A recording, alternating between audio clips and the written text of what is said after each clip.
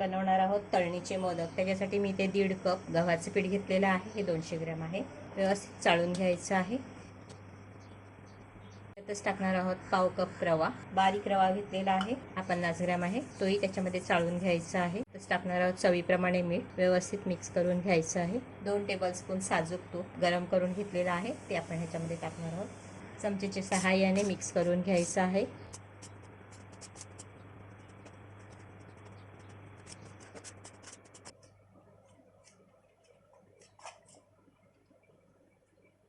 तूप गरम टाकलेलं, त्याच्यामुळे मी चमच्याच्या सहाय्याने मिक्स करून घेतलेलं आहे। आता हातानेच मळायचं आहे। आता याच्यामध्ये आपण थोडं थोडं पाणी टाकून चपातीच्या पिठाप्रमाणे पीठ मळून घ्यायचं आहे, मऊसर।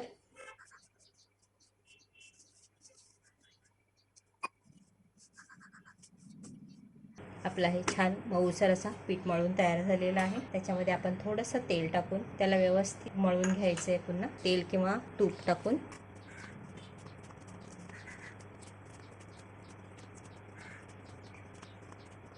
आता ह्याला 15 ते 20 मिनिटं असं झाकून ठेवायचं आहे, म्हणजे ह्याच्यामध्ये जे वापरलेला रवा आहे तो व्यवस्थित फुलेल आणि आपलं हे पीठ आहे ते घट्टसर होईल। बनवणार आहोत मोदकाचं सारण। त्याच्यासाठी मी गॅसवरती पॅन ठेवलेला आहे, त्याच्यामध्ये टाकायचं आहे 1 चमचा साजूक तूप, इथे 1 टेबलस्पून घेतलेला आहे, गरम करून घ्यायचं आहे। त्याच्यामध्ये मी 2 कप फ्रेश कोकोनट ओला नारळ घेतलेला आहे, हे 200 ग्रॅम आहे, व्यवस्थित त्याच्यामध्ये भाजून घ्यायचं आहे। त्यातच टाकणार आहे 1 कप गूळ,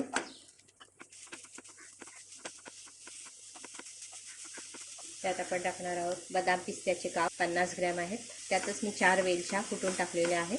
तर हे आपण सगळं एकजीव होईस्तोवर व्यवस्थित मिक्स करून शिजवून घेणार आहोत। इथे मी घेतलेले आहे वेलची फ्लेवर केशर सिरप, 1 चमचा वापरणार आहे, याच्याने कलरही छान येतो, स्वादही चांगला लागतो। मंद आचेवरती आपण हे सर्व व्यवस्थित शिजवून घ्यायचं आहे एकजीव होईस्तोवर। मोदकाचं सारण छान एकजीव झालेलं आहे, घट्टसर झालेलं आहे। आता मी गॅसची फ्लेम बंद करते आणि याला थंड करून घेते। 15 ते 20 मिनिटं झालेली आहेत, पाहूया आपण। पीठ आपला छान सेट झालेला आहे, थोडंसं मळून घ्यायचं। इथे तुम्ही एक पारी बनवली तरी सुद्धा चालेल, पण मी इथे किचनच्या ओट्यावरच ती व्यवस्थित लाटून घेते।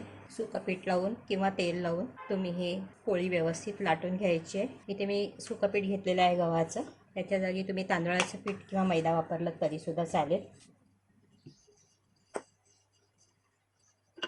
अशा पद्धतीने मी ही पोळी लाटून घेतलेली आहे। आता आपण वाटीच्या सहाय्याने किंवा ग्लासाच्या सहाय्याने ह्याची पुऱ्यांसारखे असं कट करून घेणार आहोत।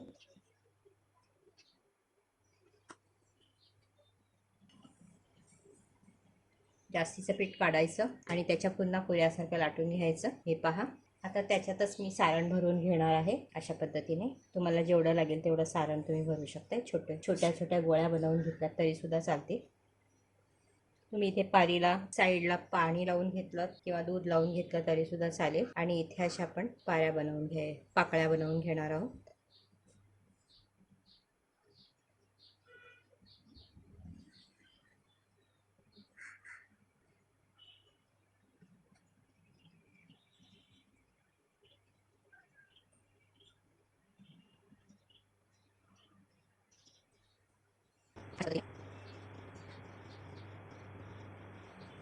अशाच पद्धतीने आपण सर्व मोदक बनवून घेणार आहोत। तर मी अजून एक बनवून दाखवते।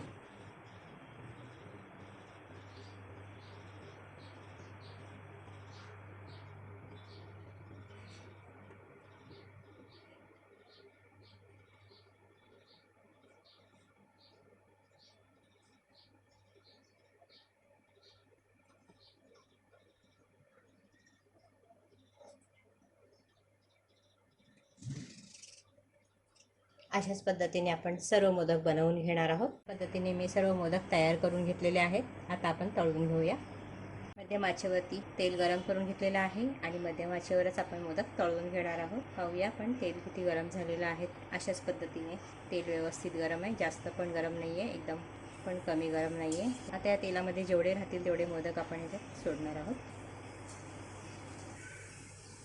एका साईडने व्यवस्थित तळून घ्यायचे आहे। एका साईडने 2 ते 3 मिनिटं तळून घेतलेले आहेत। आता आपण पलटी करणार आहोत।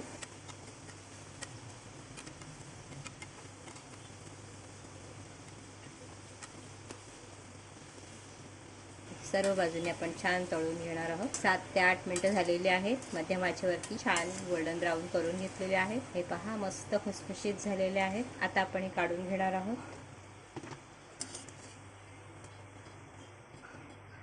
अशाच पद्धतीने आपण बाकीचे मोदक सुद्धा ह्याच्यामध्ये टाकून घेणार आहोत आणि मध्यम आचेवरती सर्व बाजूनी व्यवस्थित गोल्डन ब्राऊन होईस्तोवर तळून घेणार आहोत. अशा पद्धतीने हे तळणीचे मोदक बनून तयार आहेत.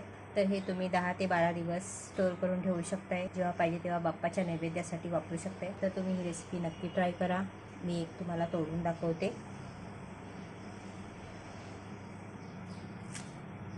हे पहा मस्त खुसखुशीत झालेले आहेत. तर तुम्ही ही रेसिपी नक्की ट्राय करा. आवडल्यास व्हिडिओ खाली लाईक करा. फ्रेंड्स फॅमिली बरोबर शेअर करा. धन्यवाद.